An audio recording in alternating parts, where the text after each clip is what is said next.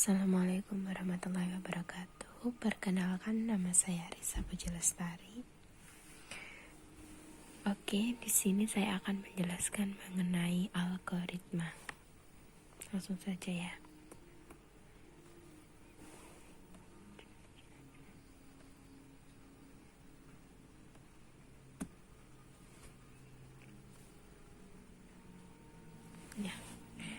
Ini perumpamaannya, analoginya.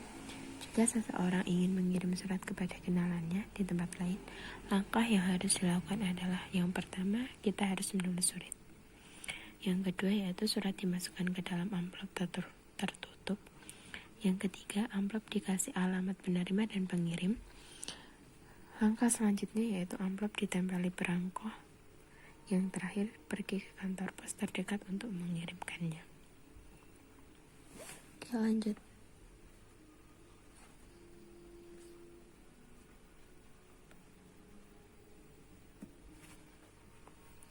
Nah,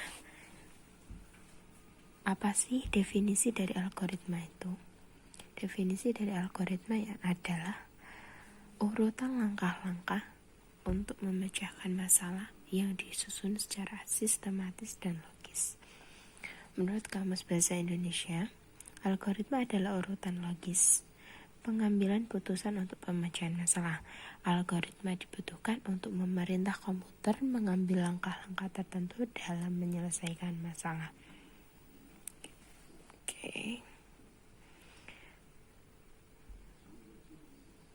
Kumpulan yang biasanya disebut source code yang dibuat oleh programmer atau pembuat program adalah program realisasi dari algoritma. Program sama dengan algoritma bahasa. Struktur penulisan algoritma. Setiap algoritma akan selalu terdiri dari 3 bagian, yaitu judul, kamus, dan algoritma. Struktur dasar algoritma, struktur runtunan, struktur pemilihan, struktur pengulangan. Ini lambang dari algoritma atau disebut flowchart biasanya. Nah, lambang yang pertama mulai bisa ditandai dengan oval, aliran data, input-output, proses percabangan atau decision, pemberian nilai awal suatu variabel, memanggil prosedur atau fungsi. Nah, selanjutnya contoh dari flowchart. Nah, masalahnya kita akan menentukan bilangan ganjil atau genap.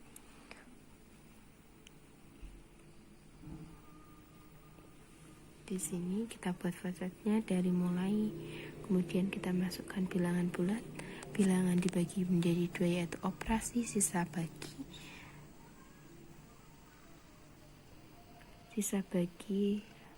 Jika hasilnya genap maka jawabannya ya, jika tidak maka jawabannya ganjil. Selesai.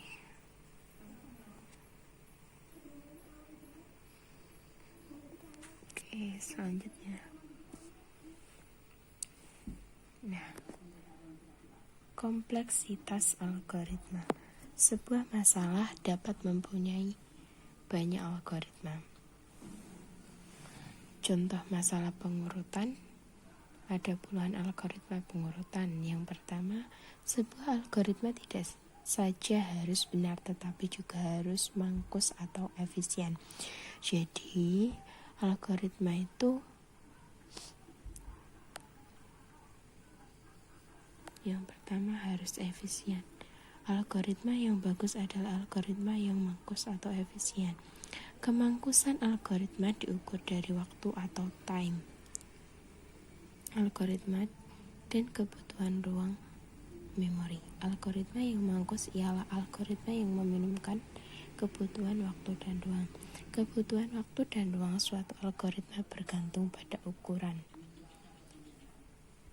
masukan yang menyatakan jumlah data yang diproses.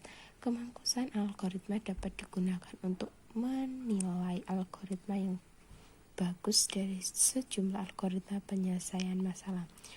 Mengapa kita memerlukan algoritma yang mangkus atau yang efisien?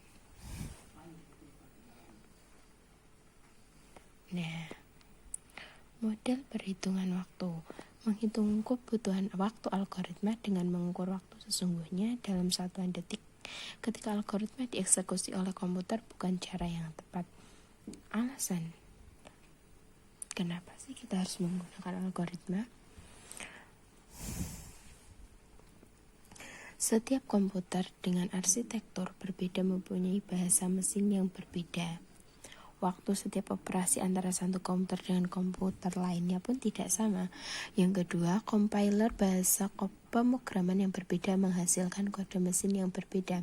Waktu setiap operasi antara compiler dengan compiler lain juga tidak sama. Model abstrak pengukuran waktu atau ruang harus independen dari pertimbangan mesin dan compiler apapun. Besaran yang dipakai untuk menerangkan model abstrak pengukuran waktu atau ruang ini adalah kompleksitas algoritma. Ada dua macam kompleksitas algoritma, yaitu kompleksitas waktu dan kompleksitas ruang. Oke, selanjutnya. Ini.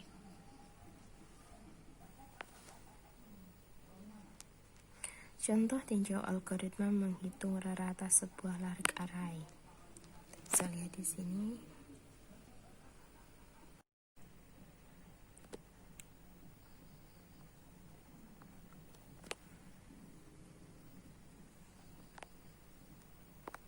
Kompleksitas waktu algoritma dihitung berdasarkan jumlah operasi perbandingan halaman tabel.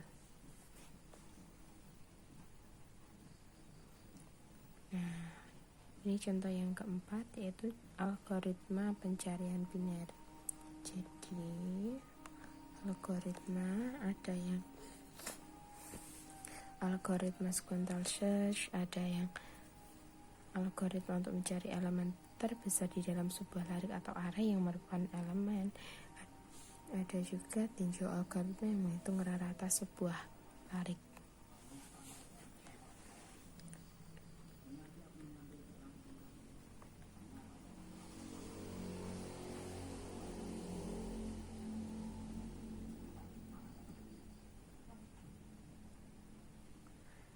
Nah, ini juga ada algoritma pengurutan seleksi atau selection sort. Oke. Kompleksitas waktu atau NTN diukur dari jumlah tahapan komputasi yang dibutuhkan untuk menjalankan algoritma sebagai fungsi dari masukan N. Kompleksitas ruang diukur dari memori yang digunakan oleh struktur data yang terdapat di dalam algoritma sebagai fungsi dari ukuran masukan. Dengan menggunakan besaran kompleksitas waktu atau ruang algoritma, kita dapat menentukan laju peningkatan waktu atau ruang yang diperlukan algoritma dengan meningkatnya ukuran masukan.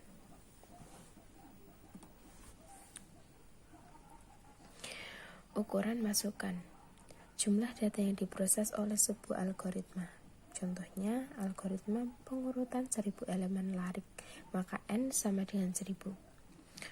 Contoh yang kedua, algoritma TSP pada sebuah graf lengkap dengan 100 simpul, maka N sama dengan 100.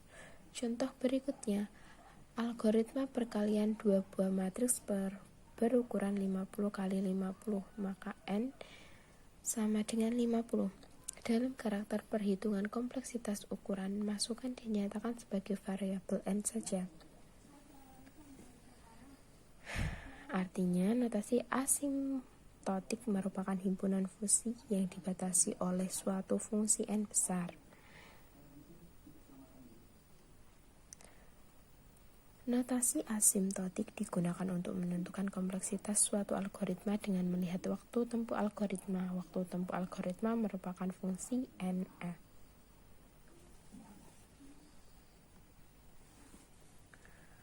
Fungsi kompleksitas jumlah operasi perbandingan elemen tabel gitu bisa. Yang pertama ada kasus terbaik, kasus terburuk, dan kasus rata-rata. Nah, bisa dilihat.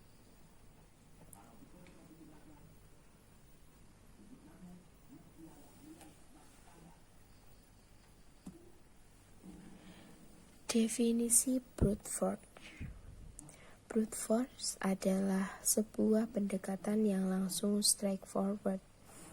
Untuk memecahkan suatu masalah biasanya didasarkan pada pernyataan, masalah atau problem statement, dan definisi konsep yang dilibatkan. Algoritma brute force memecahkan masalah dengan sangat sederhana, langsung, dan dengan cara yang jelas atau obvious way.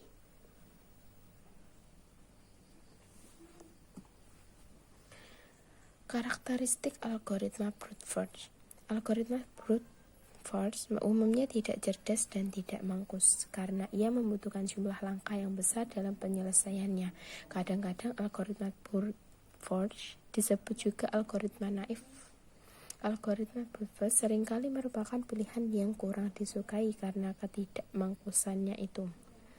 Tetapi dengan mencari pola-pola yang mendasar, keteraturan atau trik-trik khusus biasanya akan membantu kita menemukan algoritma yang lebih cerdas dan lebih mangkus.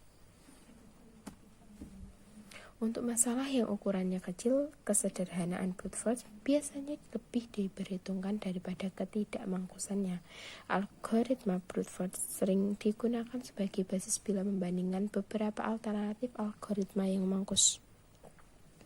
Jadi, algoritma brute force seringkali lebih mudah diimplementasikan daripada algoritma yang lebih canggih. Dan karena kesederhanaannya, kadang-kadang algoritma brute force dapat lebih mangkus atau ditinjau dari segi implementasinya. Contoh dari algoritma brute force.